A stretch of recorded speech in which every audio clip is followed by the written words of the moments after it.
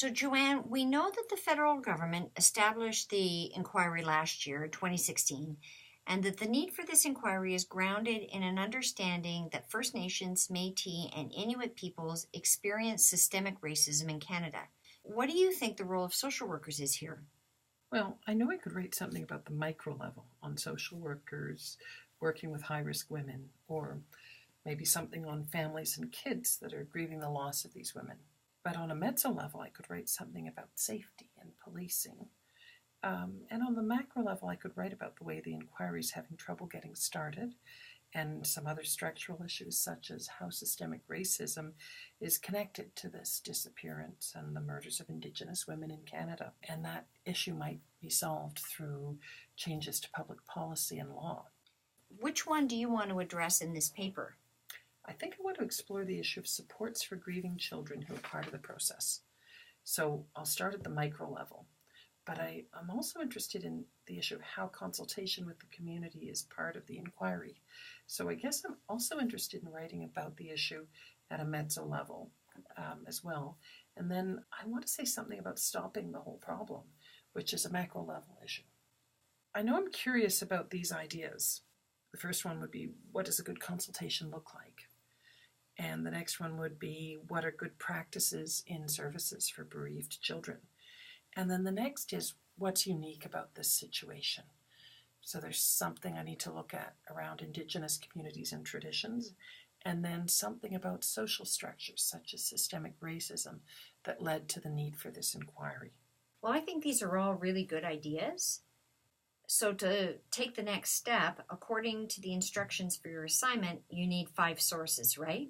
2 must be text, and the other 3 references could be peer-reviewed journal articles, government documents, or other current, reliable, and authoritative sources. That's right. All of them have to meet the CRAP test. We could start searching for literature sources in 3 areas: the social work literature, the psychological literature, and the Indigenous studies literature. And I think there are probably some search terms that we could use to start looking for this material. So to start our search, we'll go to the library's homepage at www.library.carleton.ca. We're going to start with the link to the subject guides on the homepage, which is under the research column in the middle of the page. Subject guides are like mini websites, and there's one for every discipline that's taught at Carleton. So we'll click on this link, and then we'll use the alphabetical list at the top and click on S for social work. And then we're going to navigate to the social work quick guide.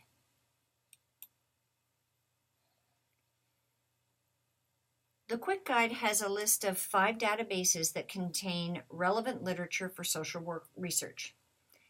And I think we should start our search in social work abstracts because that's the main database that the library purchases for the program. Let's click on the link. This page always tells you a little bit about the database, such as how far back the literature goes. And here we are. So what kind of literature do you think you're going to find using this database? Well, I know from reading the textbook that the participatory research method or participatory action research method might be a good way to approach this problem. So we could search for that topic on this database. Okay, so we could try participatory as our first search term.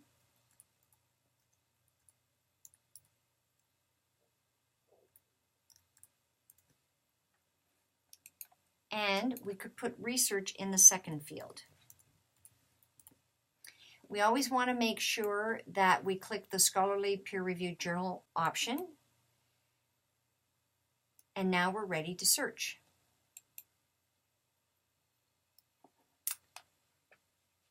So at this point, take a look at the titles of the articles that have come up. We got 112 results. Are there any titles that seem to be relevant to your topic?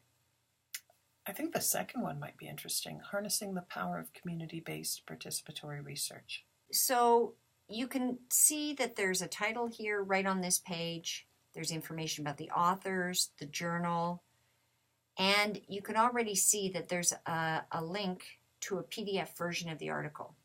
But to find out a little bit more, let's click on the title.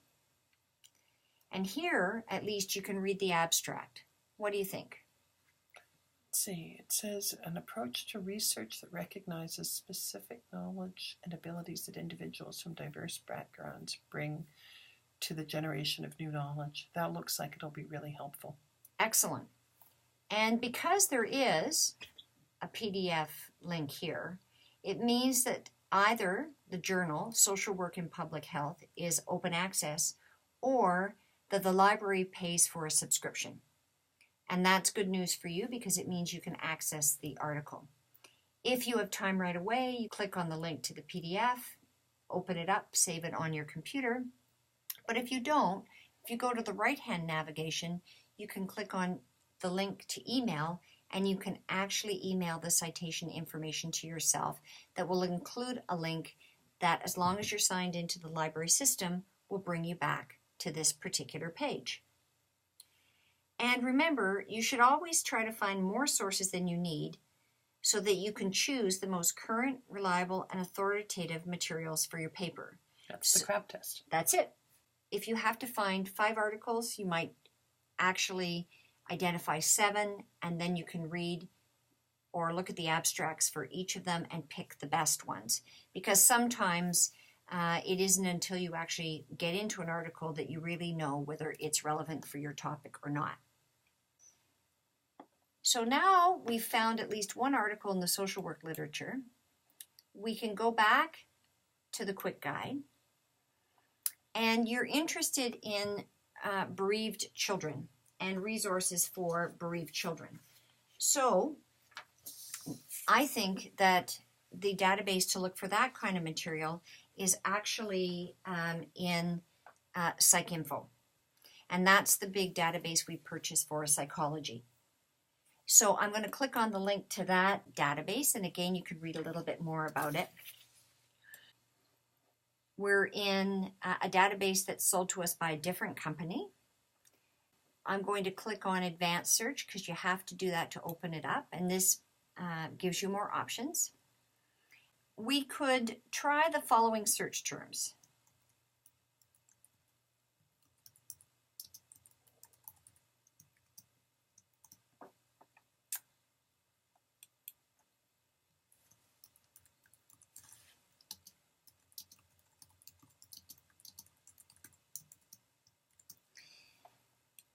The reason I've written the search this way is that I want to use a few tricks. The first trick is to take the term bereaved child and put it in quotation marks. The quotation marks turn those 2 words into a phrase, and they say to the database, don't bring me back all the literature with bereaved and all the literature with child and all the literature with bereaved child. I only want to see articles where those 2 terms are somewhere in the record in exactly that order. And you'll notice that I've put an asterisk or a star at the end of child. And that tells the computer to add different endings. So I'll get bereaved child, bereaved childhood, bereaved children. Quotation marks narrow my search a little bit, and the star helps to broaden it so that I get, hopefully, some good results here. Now you'll notice in the second line, I've used murder or violence or crime. And all of these words could be considered synonyms in the context of murdered and missing Indigenous women. In this particular case, you can see that I've put these 3 terms in brackets, and that tells the computer that these are to be treated as synonyms, and they're joined by the word or, and that's another clue to the computer that these are synonyms. But I've also again put a star at the end of crime because this way I'll get crime or crimes. I have tried to have a search that's broad and narrow at the same time so that I get a good number of results, but not too many and not too few. Now what I'm going to do is click on peer reviewed again, because that's one of the criteria for your sources, and I'm going to click search. Now, this time we got 5 results, and you might say to yourself, well, that's a bit too narrow, or you could at least look at the titles and see if you think that any of them might be relevant. What do you think? I see a lot that looks interesting. I'm a little bit concerned that the first few seem to be kind of older, but the 5th one, childhood traumatic grief, might give me a good idea of a lot of issues around it. So this is an interesting point. If your professor tells you that you can only pick literature that's been published in the last 10 years, these would probably still fit because it means you could go back to 2007. If your professor doesn't tell you anything about the dates, then it might be up to you to decide whether material that has been published in the last 20 years is still current enough for your paper. It depends on your instructions. But absolutely, we could click on... I like the looks of the second one, the implications, because it's violent death and around resilience and parentally bereaved children. That might touch on my issues. Okay. And let's say, for example, that you were interested in number 1 and number 2. You see in this database, you have the option of clicking on both titles. And this means that if you then, from this page, want to email these articles to yourself, you can. You could just use the first one, for example, or you could again click on the title and look at the abstract, right? But you weren't really interested in number 1 initially. You thought you were interested in number 2, so you can do the same thing again. And again, you have access to the abstract. Right. And from here, if you really do like it, you can email the article to yourself. When I look at the abstract on this one, it says something about development of interventions for parentally bereaved children. And that might give me some good ideas on programs and how social workers could be involved in helping in this kind of situation. So that one looks great. So this really illustrates the point that you must read the abstract, because you won't get all the information you need out of the title. And then once you've seen the abstract, then your next step is to actually read the article itself, because there'll be obviously even more in it. So now we've found potential articles from the social work literature, and we found potential articles from the psychological literature. The last thing is to look in the Indigenous studies literature. And if we go back to the social work quick guide, we can see that there don't seem to be databases that are very clearly identified as having material related to Indigenous studies. However, Carleton does have an Indigenous studies program. So if we go to the top of the page and click on Macodrum Library, and then we click on subject guides again, now we can use the alphabet and go to I for Indigenous. And the very first link is the quick guide to Indigenous studies. I would suggest that what we do here is we use the bibliography of Native North Americans, because I know that it has some literature related to the topic of missing and murdered Indigenous women.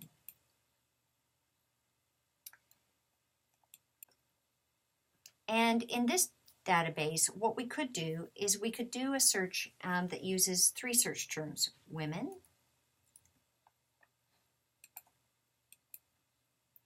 and murder.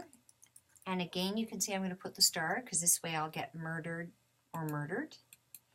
And I'm going to put Canada, but I'm not going to finish it off. I'm again going to put a star, because this way I get maybe results with Canada, Canadian, or Canadians, and any of those options are okay at this point. I'm going to click on Scholarly Peer Reviewed, and I'm going to search. So now we have 10 results, and is there anything that you think you might like to look at for your topic? The first one is too legal, I think, for me, and the second one's in French. The third one, I don't know, it looks very international. But the fourth one, the human rights response to discrimination, that sounds like it might have a real social work connection with human rights. So that one looks interesting. Number 6 does too. Excellent. So now you know that what you're going to do next is you're going to click on the link to the title. You're going to read the abstract.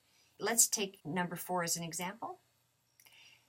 There's a very small abstract here, very short, but the good news is that in this particular case, there's actually the HTML full text version of the article, and you can see right here that rather than scanning an abstract, you can actually quickly scan the whole article itself. And those headings look really helpful. Absolutely.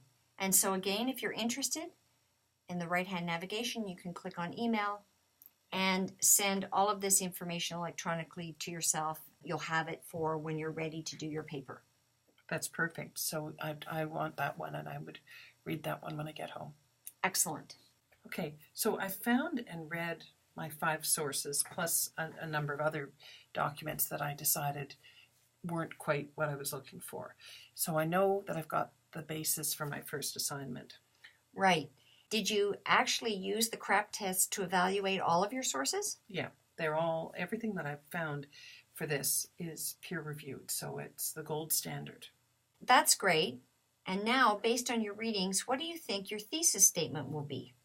Well, I think I could begin with, for the missing and murdered Indigenous women's inquiry to be helpful for bereaved Indigenous kids, the program must have good community involvement.